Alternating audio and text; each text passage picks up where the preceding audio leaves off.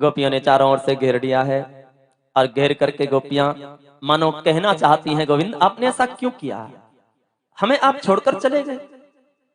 कन्हैया मुस्कुरा के कहते हैं, गोपियों असल में क्या है, पहले मैं अपने भक्तों को जरा सी झलक दिखाता हूं और फिर ओझल हो जाता हूं, ताकि मुझे पुनः प्राप्त करने के लिए तीव्र भक्ति योग के साथ में और जीव साधना करे, पुरुषार्थ करे, भजन करे, चिंतन करे, मुझे पुकारे, और जब उसकी साधना, जब उसका भजन परिपक्व हो जाता है, पूर्ण हो जाता है, सिद्ध हो जाता है, तो फिर उस जीव को मैं हमेशा हमेशा के लिए उपलब्ध हो जाता हूं, प्राप्त हो जाता हूं।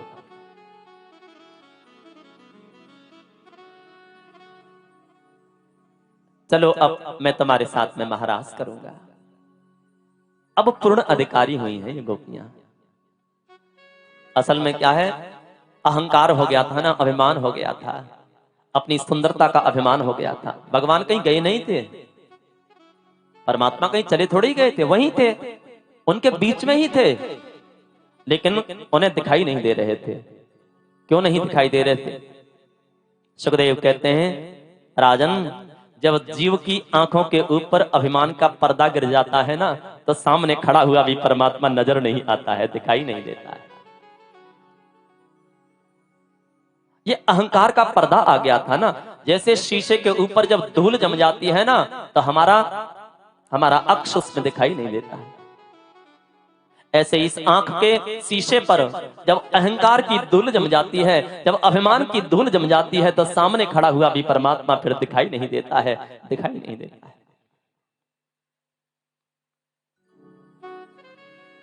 वरना वो ना तो कहीं गया, अरे जाएगा आएगा तो वो जो एक देशीय हो।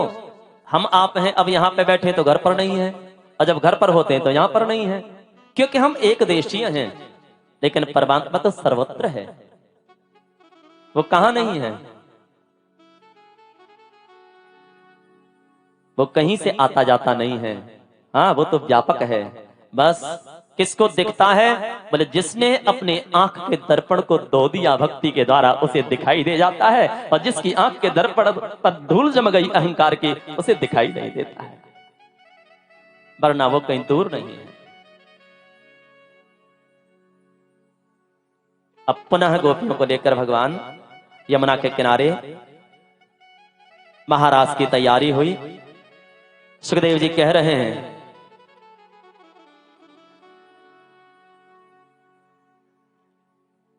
बड़ा सुंदर आज वहां पर दृश्य उपस्थित हुआ है।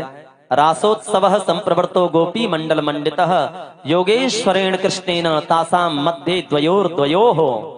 जितनी गोपियां हैं आज उतने ही कृष्ण, गोपी कृष्ण, गोपी कृष्ण, गोपी कृष्ण, और बीच में राधा कृष्ण। जब नाचने लगे हैं श्याम सुंदर, तो आज प्रकृति का कण कण नाचने लगा। विचार करिए, जब प्रकृति का मालिक नाच रहा है तो प्रकृति क्यों नहीं नाचेगी? हाँ, ऐसा लग रहा है जैसे केवल आज ये गोपियां नहीं नृत्य कर रही हैं, बल्कि सारी सृष्टि का कण कण नृत्य करने लगा है, सब नाचने लगी है त्रिलोकी।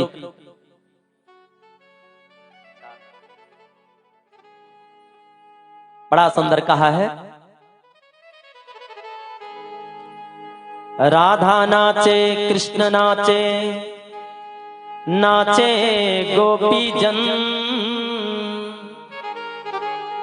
राधा नाचे कृष्ण नाचे, नाचे गोपी जन। मन मेरो बन गयो सखीरी, पावन वृंदावन। सूरज नाचे चंदा नाचे, नाचे तारागण। मन मेरो बन गयो सखीरी, पावन वृंदावन। ब्रह्मा नाचे शंकर नाचे, नाचे देवगण। मन मेरो बन गयो सखीरी, पावन वृंदावन। ध्यान घनश्याम का दीवाना बना देता है, बाग दुनिया को भी वीराना बना देता है। बिहार सांवरे सरकार का मेरे दिल को कभी गोकुल कभी बरसाना बना देता है। नाच रहे हैं।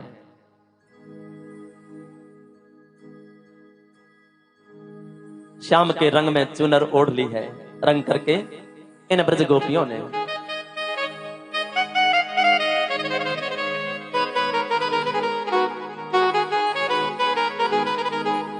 आइए एक बार भाव निमग्न हो जाएं, ऐसा अनुभव करें ये जो महारास है ये हमारे हृदय में ही हो रहा है।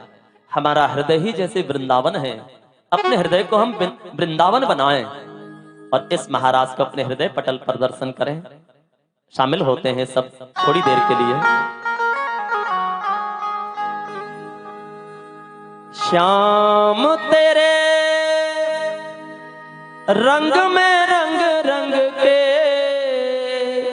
चुनरिया ओढ़ ली मैंने। श्याम तेरे रंग में रंग रंग के चुनरिया ओढ़ ली मैंने। श्याम तेरे रंग में रंग रंग के चुनरिया ओढ़ ली मैंने। श्याम तेरे रंग में रंग रंग के चुनरिया ओढ़ ली मैंने। श्याम तेरे रंग में रंग रंग के चुनरिया ओढ़ ली मैंने। तेरे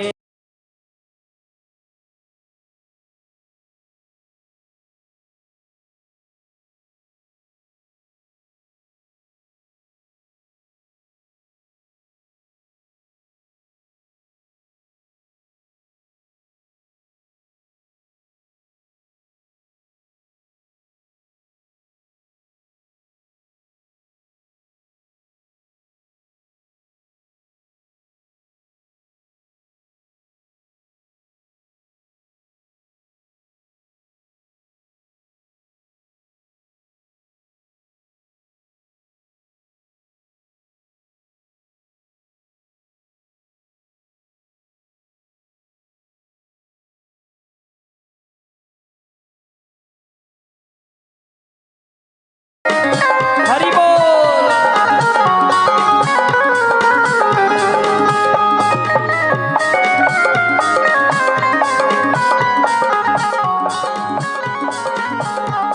हाँ मुझ पे रंग चढ़ा तेरा जब से, मुझ पे रंग चढ़ा तेरा जब से, मुझ पे रंग चढ़ा तेरा जब से, मुझ पे रंग चढ़ा तेरा जब से।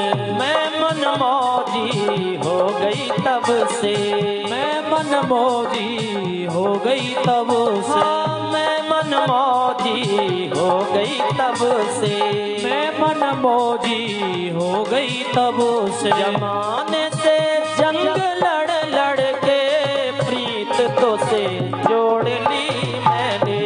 जमाने से जंग लड़ लड़ के प्रीत तो से जोड़ ली मैंने।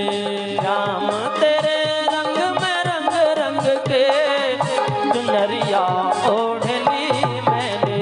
श्याम तेरे रंग में रंग रंग के चुनरिया ओढ़ ली मैंने।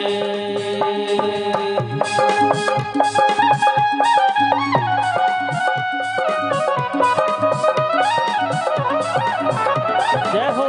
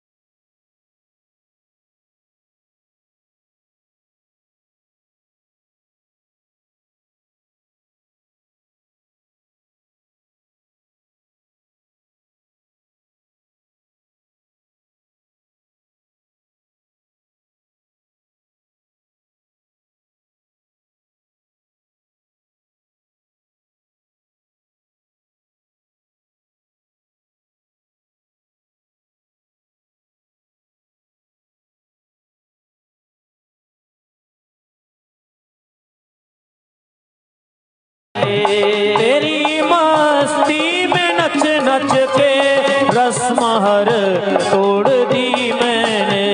श्याम तेरे रंग में रंग रंग के चुनरिया ओढ़ ली मैंने। श्याम तेरे रंग में रंग रंग के चुनरिया ओढ़ ली मैंने।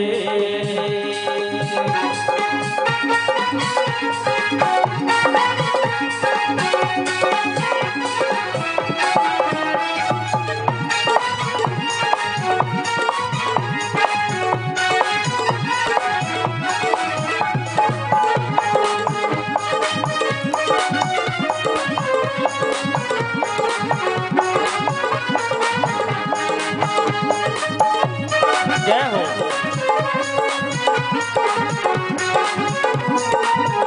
हाँ एक एहसान और कर प्यारे, एक एहसान और कर प्यारे, एक एहसान और कर प्यारे, एक एहसान और कर प्यारे।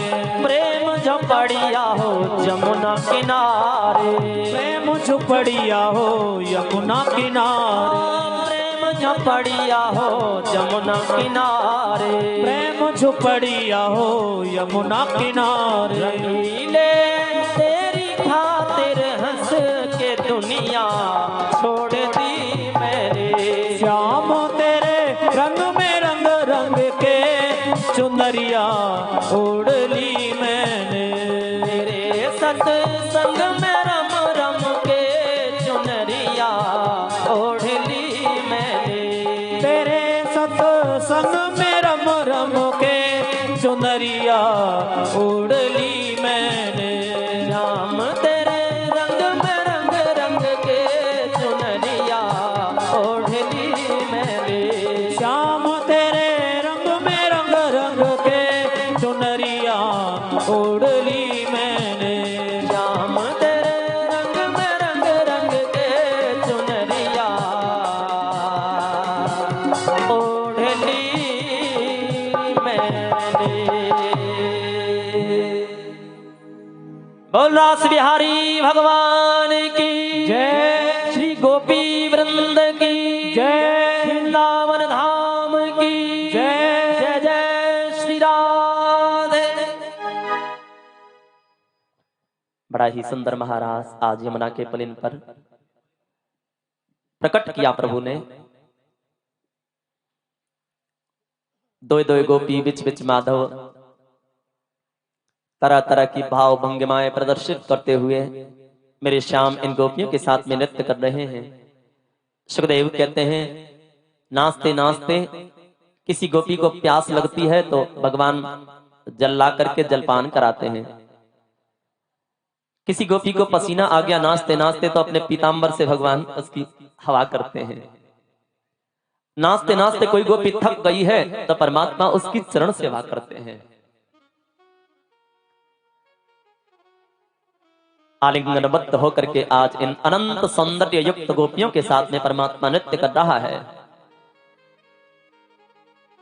परीक्षित जी ने सुना और सुन करके आज एक जिज्ञासा प्रकट की। निवेदन करने लगे हैं गुरुदेव आप ये जो महाराज का प्रसंग सुना रहे हैं, आप जानते हैं आगे घोर कलयुग आ रहा है और कलयुग में आदमी की बुद्धि इतनी विकृत हो जाएगी। अगर कलयुग में इस महाराज के प्रसंग को कोई किसी को सुनाने लगा ना तो लोग तरह तरह की बातें करेंगे, क्योंकि कलयुगी जीव की बुद्धि तो बड़ी मलिन होती है ना। कहेंगे अरे ये भी कोई अच्छी बात है, पराई स्त्रियों के साथ में हजारों पर स्त्रियों के साथ में गलवैया देकर के नाचना ये किसी भले आदमी का काम तो नहीं हो सकता। ये तो एक कामी पुरुष का काम है। अच्छा चलो कोई बात नहीं, वो भगवान थे, ईश्वर थे, हजारों गोपियों के साथ में महाराज किया उन्होंने, लेकिन हम भी तो उनके अंश हैं। ईश्वर अंश जीव अविनाशी, वो भगवान थे, हजारों के साथ में उनने महाराज किया, हम उनके अंश हैं। अगर 10-5 के साथ में महाराज कर रहे हैं तो क्या बुराई है? और ऐसी कुतर्क करते हुए कलयुगी जीव अगर इस महाराज के प्रसंग का अनुकरण करने लग गया गुरुदेव, तो सारी समाज नष्ट भ्रष्ट हो जाएगी, सारी मर्यादाएं टूट जाएंगी, हर तरफ उच्छृंखलता हो जाएगी, हर तरफ अनाचार अनैतिकता का साम्राज्य हो जाएगा। तो मैं बस इतना निवेदन करना चाहता हूं, जिस लीला का प्रतिकूल प्रभाव समाज के ऊपर पड़ सकता है, ऐसी लीला परमात्मा ने क्यों प्रकट की? उसे गुप्त ही रहने देते। एक बार को सुखदेव जी को सोचने के लिए मजबूर होना पड़ा। सोचने लगे कहीं मैंने किसी अनाधिकारी को तो महाराज की कथा नहीं सुना दी। लेकिन फिर कहते हैं नहीं नहीं, परीक्षित तो अधिकारी ही हैं, परीक्षित तो अधिकारी हैं, लेकिन परीक्षित जो ये जिज्ञासा कर रहे हैं, जो ये शंका कर रहे हैं, ये अपने लिए नहीं है, बल्कि आने वाले समय के लिए है, आने वाले युग के लिए है। तो आज सुखदेव स्पष्ट कर रहे हैं, महाराज के इस प्रसंग को स्पष्ट करते हैं। सुनो राजन, इसमें कोई दोष नहीं है, ये जो लीला है ना, इसमें कोई दोष नहीं, ये सर्वथा निर्दोष लीला है। समर्थ कहूं नहीं दोष गुसाई, रवि पावक सुरसर की नाई। सामर्थ्यवान के लिए कोई दोष नहीं होता है। जैसे अग्नि में हम किसी भी चीज को जलाएं, चाहे किसी पवित्र वस्तु को जलाएं, हवन की सामग्री को जलाएं, और चाहे किसी कूड़े करकट को, कचरे को जलाएं, गंदी वस्तु को जलाएं, अग्नि दोनों को जला करके भस्म कर देती है। लेकिन किसी पवित्र वस्तु को जला देने से अग्नि पवित्र नहीं हो जाती, किसी कूड़े करकट गंदगी को जलाने से अग्नि अपवित्र नहीं हो जाती है। पवित्रता और अपवित्रता दोनों से इसका स्वरूप उठा हुआ है, ऊपर है। ये सूर्य है, सूर्य भगवान जब प्रातः काल सूर्य उदय होता है, इनकी किरण धरती पर पड़ती है, तो सूर्य की किरण ये पक्षपात नहीं करती है कि मैं गंदगी पर नहीं पड़ूंगी, मैं तो फूल के ऊपर ही पड़ूंगी। हाँ, सबके ऊपर पड़ती है सूर्य की किरण। कहीं गुलाब का फूल खिला है तो उसके ऊपर भी सूर्य की किरण पड़ेगी, और कहीं गंदगी पड़ी है तो उसके ऊपर भी सूर्य की किरण पड़ेगी। अब गंदी वस्तु पर सूर्य की किरण पड़ने से सूर्य गंदा हो जाता है, या किसी पवित्र वस्तु पर सूर्य की किरण पड़ जाए तो सूर्य पवित्र हो जाता है? ऐसा नहीं है।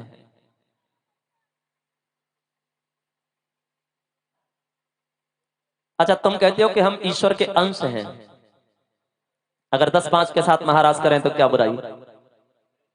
तो सुनो, गंगा हमारी जो वैदिक पद्धति है, हमारी जो सनातन पद्धति है, गंगा की बड़ी महिमा है। मां गंगा के विषय में हमारे शास्त्र कहते हैं ये पतित पावनी है। हाँ, ये जीव के पापों को नष्ट कर देती हैं, पाप काटनी है। तो हम गंगा स्नान करने के लिए जाते हैं, ठीक है, और गंगा स्नान करने के बाद में वहां से गंगा जल लेकर के आते हैं। घर में कोई पूजा पाठ का काम होता है तो उसमें गंगा जल चाहिए। अब जो हम गंगा जल वहां से लेकर के आते हैं अपने घर, ये क्या है? ये गंगा का अंश है, जैसे ये जीव ईश्वर का अंश है। जैसे इस जीव के अंदर वही गुण है जो परमात्मा के गुण हैं, चेतन, अमल, सहज, सुख राशि, ये परमात्मा के गुण हैं, और वही गुण इस जीव के अंदर भी है, क्योंकि ये उसकी संतान है, उसका अंश है।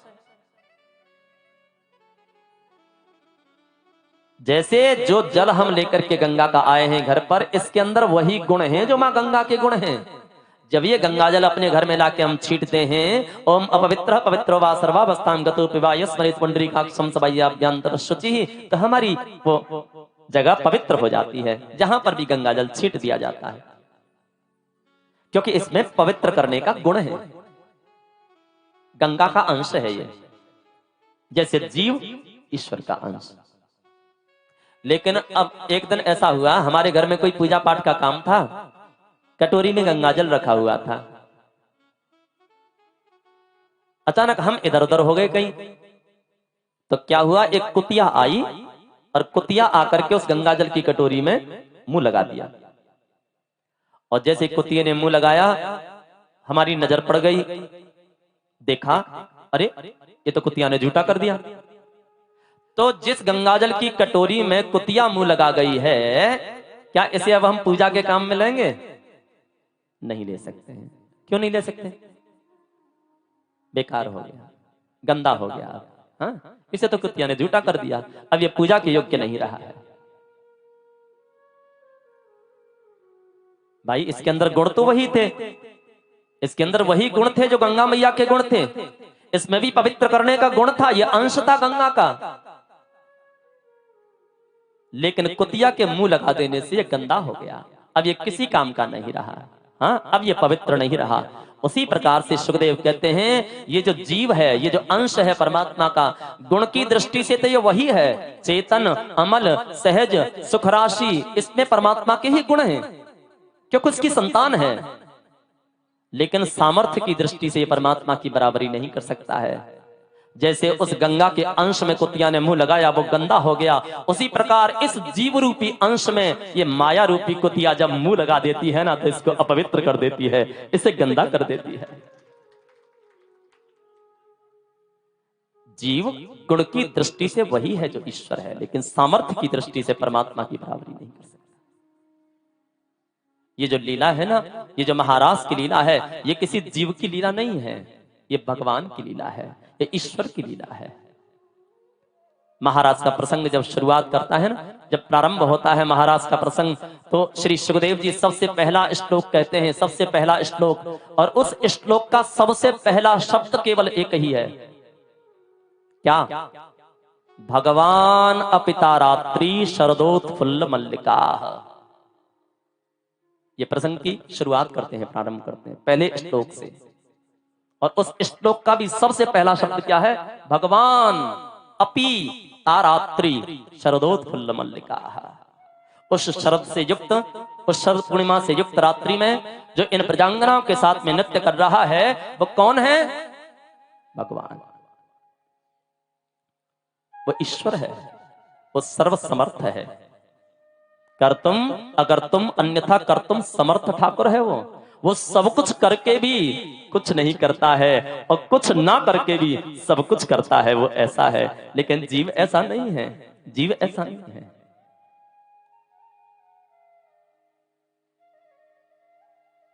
अच्छा, तुम शंकर जी को क्या मानते हो? शंकर जी को, शंकर जी कौन है?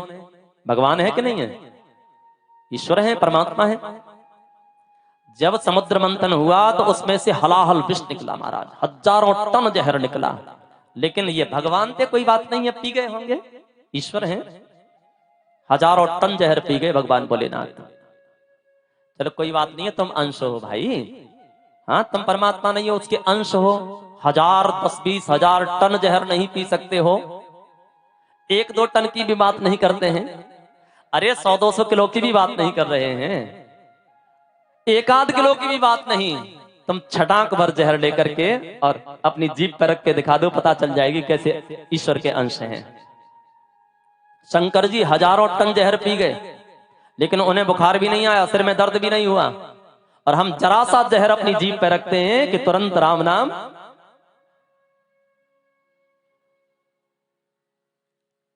ये लीला अनुकरण का विषय नहीं है।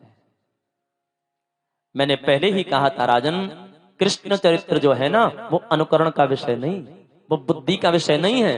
इसमें अगर आप बुद्धि लगाओगे और बुद्धि के द्वारा समझ करके इसका अनुकरण करने की चेष्टा करोगे, तो कल आपने सुना इंद्र की बुद्धि फेल हो गई, ब्रह्मा जी की बुद्धि फेल हो गई, तो हमारी क्या ताकत है? हमारी क्या औकात? कृष्ण चरित्र बुद्धि का विषय नहीं है, वो हृदय का विषय है। कृष्ण चरित्र अनुकरण का विषय नहीं है, वो केवल चिंतन का विषय है। बड़े बड़े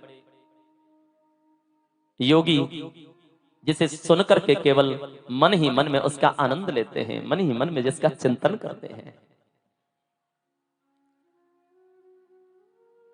ये कोई कामलीला नहीं है, ये कोई वासना की लीला नहीं है। सुखदेव कहते हैं काम विजय प्रख्यापनार्थम स्वयं रासलीला।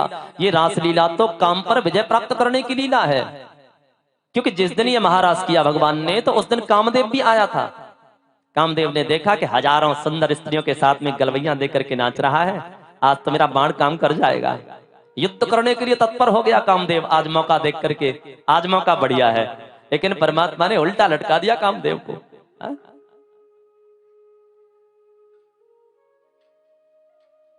तो कहने का तात्पर्य है जो हजारों परम सुंदरी स्त्रियों के साथ में गलवैया देकर नृत्य करता हुआ भी कामदेव को उल्टा लटका सकता है, उसी को तो कृष्ण कहते हैं, उसी को तो योगेश्वर कहते हैं।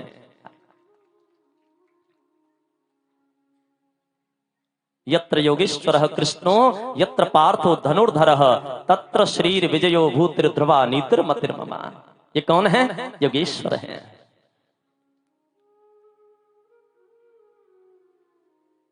ये कामलीला नहीं, काम को नष्ट करने की लीला है, काम पर विजय प्राप्त करने की लीला है।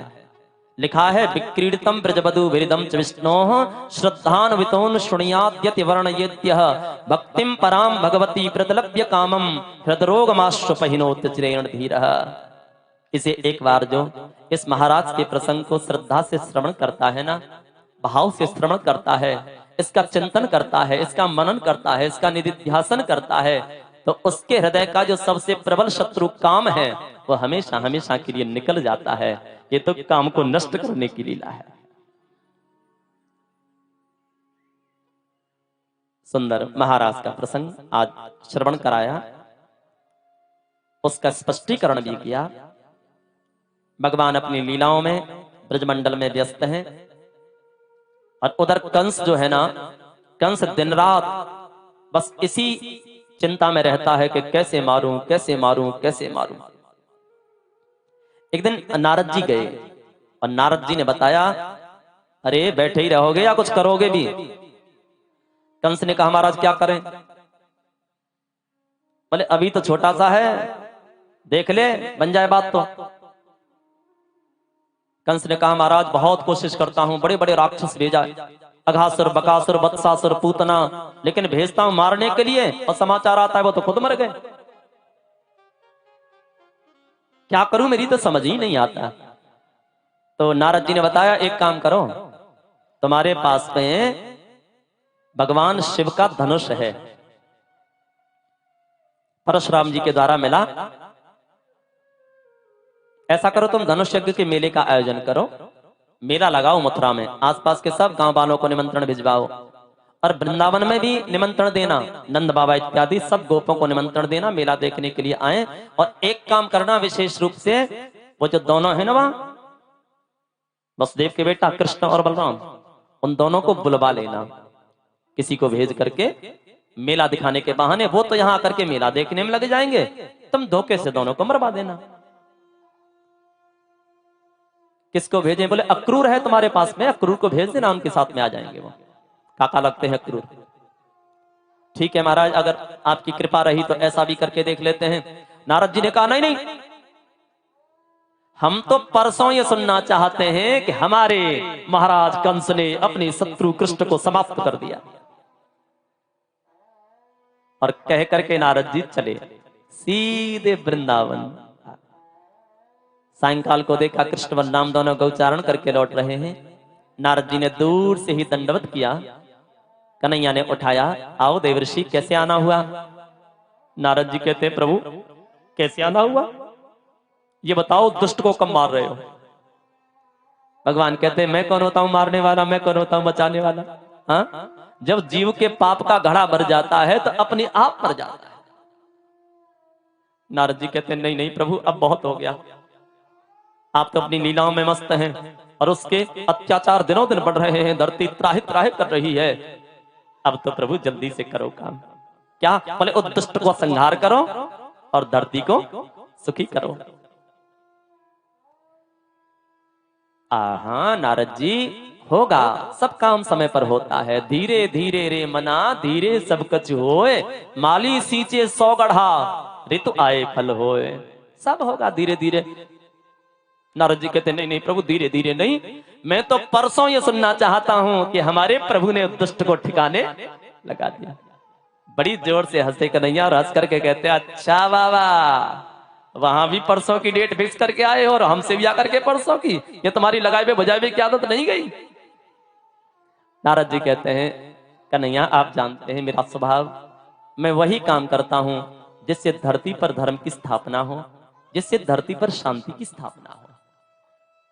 अब आप जल्दी उसे समाप्त करिए, अपने सब संत प्रेमी भक्तों को आनंद प्रदान करिए।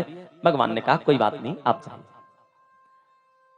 और उधर कंस ने प्रातः होते ही अक्रूर जी को बुलाया। अक्रूर, हाँ महाराज। बोले एक काम करो, वृंदावन चले जाओ। कह रहा है गच्छ नंद व्रजम तत्र सुतावानक दुंदुभेः आसाते ताविहानेन रथेना नयमाचिरम्।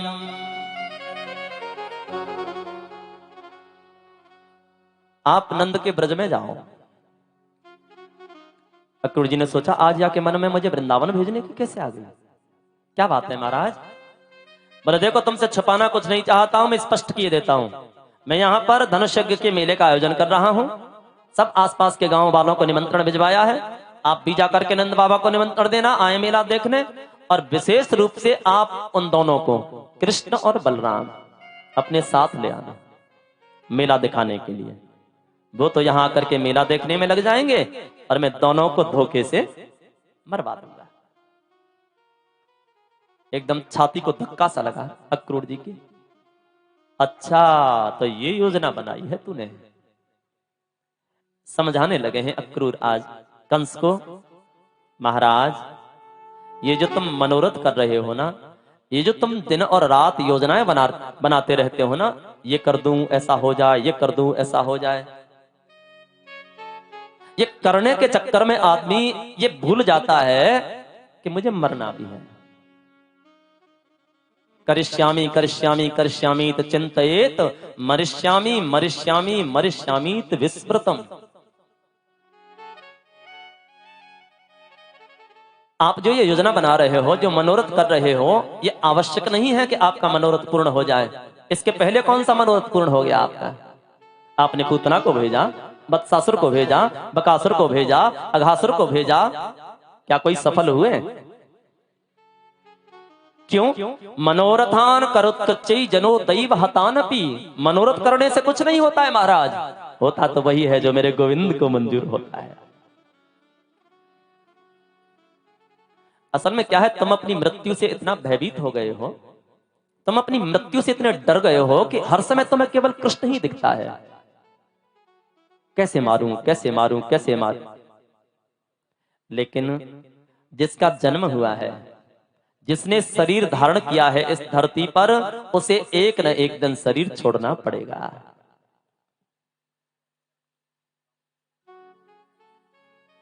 इस पृथ्वी का अगर कोई ध्रुव सत्य है, अगर कोई सत्य है तो वो केवल एक ही है, और वो है मृत्यु। मरना तो पड़ेगा। जातस्य ही ध्रुवो मृत्यु, जिसका जन्म हुआ उसका मरण सुनिश्चित है।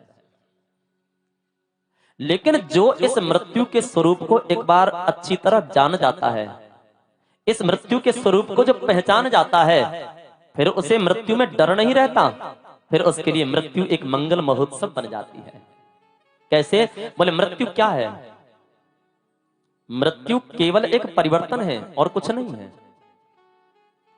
बालक का जन्म होता है, छोटा सा बालक होता है ना, ये बचपन है बच्चे का। लेकिन धीरे धीरे वो किशोर हो जाता है, जवान हो जाता है। अर्थात जब बचपन मर जाता है तब जवानी आती है। जब तक बचपन नहीं मरेगा जवानी आएगी क्या? जवानी नहीं आ सकती। बचपन को मरना पड़ता है तब जवानी आती है। जवानी भी मरती है और फिर क्या आ जाता है? बुढ़ापा। बचपन मरा, जवानी आई, जवानी मरी, बुढ़ापा आया, तो फिर बुढ़ापे को भी तो मरना है, इसको भी तो जाना होगा। और बुढ़ापा भी गया और फिर से बचपन आ गया। हाँ, ये सृष्टि का क्रम इसी प्रकार से चलता रहता है। अनादि काल से और अनंत काल तक ये क्रम इसी प्रकार अनवरत रूप से चलता रहेगा। मृत्यु केवल परिवर्तन है और कुछ नहीं है। देखो एक शब्द है नाश, हिंदी का शब्द है नाश। कहते हैं ना फलाने का नाश हो गया, उस चीज का नाश हो गया, वो चीज नष्ट हो गई। ये जो नाश शब्द है ना, ये निरर्थक है, इसका कोई अर्थ नहीं है। क्योंकि विचार करने पर यह पता चलता है कि नाश किसी चीज का होता ही नहीं है। नाश कभी किसी का नहीं हुआ, ना कभी हो सकता है, नाश होने की कोई संभावना ही नहीं है। हमने किसी बर्तन में पानी लिया और पानी चूल्हे पर रखा, नीचे से आग लगाई, आग बड़ी जोर से जब आग जलने लगी तो पहले क्या हुआ, पानी खौलने लगा और खोल करके उसमें से वाष्प निकलने लगी, भाप निकलने लगी। लेकिन थोड़ी देर तक और हमने जब ज्यादा अग्नि जलाई बर्तन के नीचे, तो थोड़ी देर के बाद हम देखते हैं कि अब उसमें पानी नहीं है। तो हम क्या कहते हैं, पानी जल गया, पानी नष्ट हो गया, पानी खत्म हो गया। तो क्या पानी खत्म हो गया? क्या पानी का नाश हो गया? पानी का नाश नहीं हुआ है, पानी खत्म नहीं हुआ है। तो बोले केवल उसका रूप बदल गया। जो जल द्रव के रूप में था, जो तरल पदार्थ के रूप में था, जब ज्यादा अग्नि नीचे जलाई गई तो वो तरल से वाष्प बना और आकाश में उड़ गया। ये केवल रूप परिवर्तन हुआ, उसका नाश नहीं हुआ।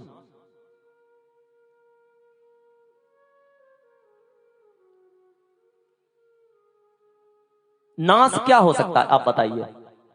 नाश केवल नश्वर वस्तु का ही तो नाश हो सकता है, और यहां नश्वर कुछ है नहीं। बड़ी विचित्र बात है। वैसे क्या कहते हैं, संसार नश्वर है, यही तो कहा जाता है ना, संसार तो नश्वर है, हाँ नाशवान है। लेकिन यहां नाश किसी का होता नहीं है, यहां कुछ भी नश्वर है नहीं, क्योंकि परमात्मा के अलावा यहां कुछ है ही नहीं, और परमात्मा का किसी भी काल में नाश हो नहीं सकता है, कदापि नाश नहीं हो सकता। केवल और केवल परिवर्तन हो रहा है।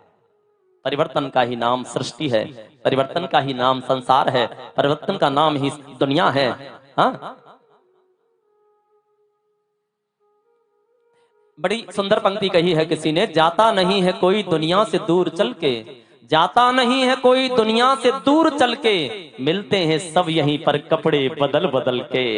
जैसे हम रोजाना कपड़े बदल देते हैं, कभी सफेद कपड़ा पहन लिया, कभी लाल कपड़ा पहन लिया, कभी पीला कपड़ा पहन लिया, उसी प्रकार से राजन ये जो जीव है ना, जीव, इस जीव का ये शरीर जो है ना, ये इस आत्मा का वस्त्र है, केवल वस्त्र है, बदलती रहती है।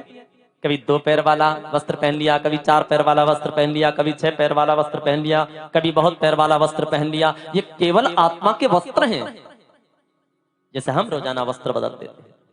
वाशांसि जीर्णानि यथा विहाय नवानि गृह्णाति नरो पराणि, तथा शरीराणि विहाय जीर्णानि अन्यानि संयाति नवानि देहि।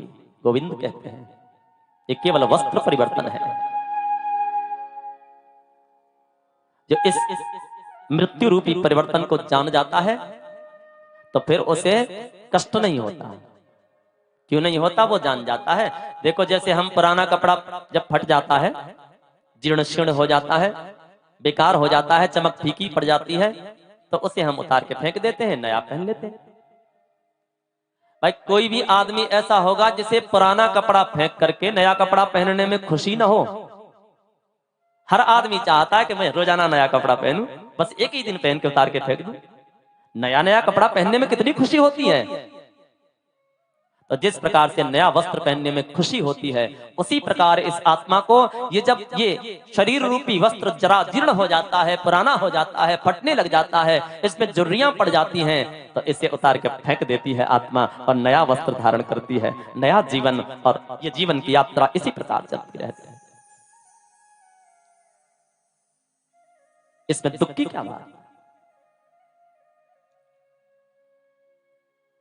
कंस ने कहा मैं सब जानता हूं, ये सब बातें मुझे याद हैं, जो कह रहा हूं उस काम को करो, नहीं तो तुम जानते हो मैं क्या कर सकता हूं।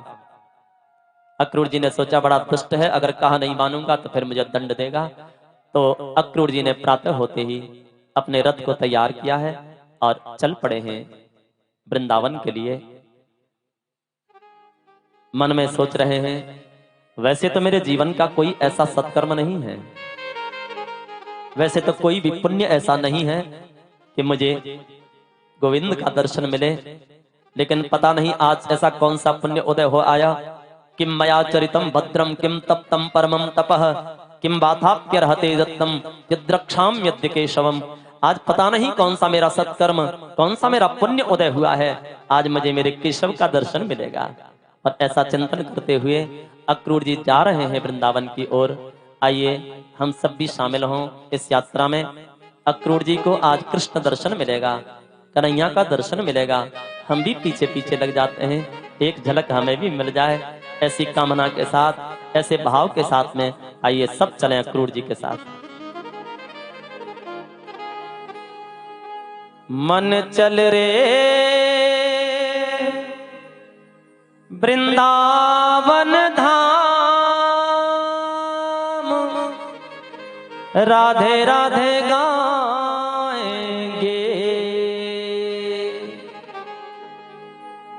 वृंदावन में आप जानते हैं, वृंदावन में आप सब जाते ही हैं। वृंदावन में एक विशेष चीज आपने देखी होगी, वृंदावन में कोई कन्हैया का नाम नहीं लेगा। क्या कहते हैं सब? भैया राधे राधे, अरे भैया राधे राधे। हाँ, कोई भी आदमी अगर आपको बुलाएगा तो केवल राधे राधे कह करके। धाम मेरे गोविंद का है और साम्राज्य मेरी किशोरी जी का है, किशोरी राधा का है। ये अद्भुत बात है वहां पर। क्यों? क्योंकि भैया जो राधे राधे कहते हैं ना, जो राधे राधे कहते हैं, फिर क्या होता है? राधे राधे जपो चले आएंगे बिहारी। क्यों चले आएंगे? बोले राधे साक्षात भक्ति है। किशोरी राधा कौन है? साक्षात भक्ति। और भक्ति के पीछे ही तो भगवान है। हाँ, अनुप्रजाम हम नित्यम पूये ये तिंग्र रेणु भी। भगवान कहते हैं मैं तो अपने भक्तों के पीछे पीछे दौड़ता रहता हूं, जहां पर मेरी भक्ति पहुंच गई वहां पर मुझे तो जाना ही होता है ना। इसके आइए हम सब भी किशोरी जी का आश्रय लें। एक बार जयकारा लगाते हुए चलते हैं, इस यात्रा में शामिल हों। बोल वृंदावन बिहारी लाल की जय। जय जय श्री राधे।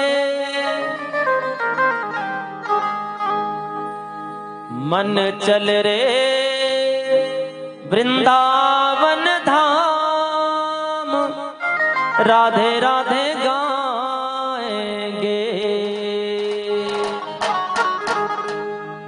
मन चल रे वृंदावन धाम, राधे राधे गाएंगे। मन चल रे वृंदावन धाम, राधे राधे गाएंगे।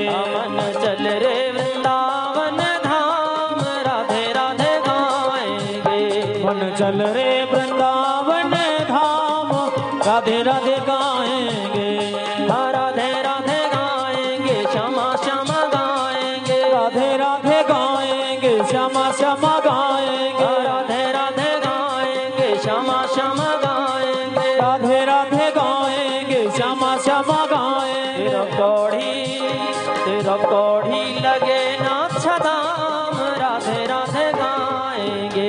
तेरो कौड़ी लगे नथी दाम, राधे राधे गाएंगे। मन चल रे वृंदावन धाम, राधे राधे गाएंगे।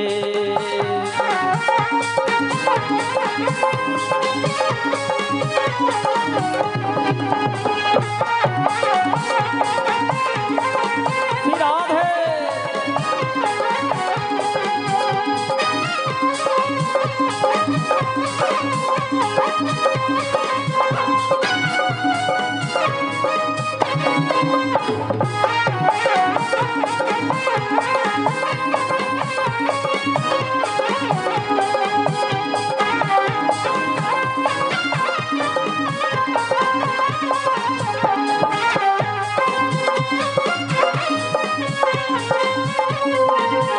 हाँ, वृंदावन में बांके बिहारी।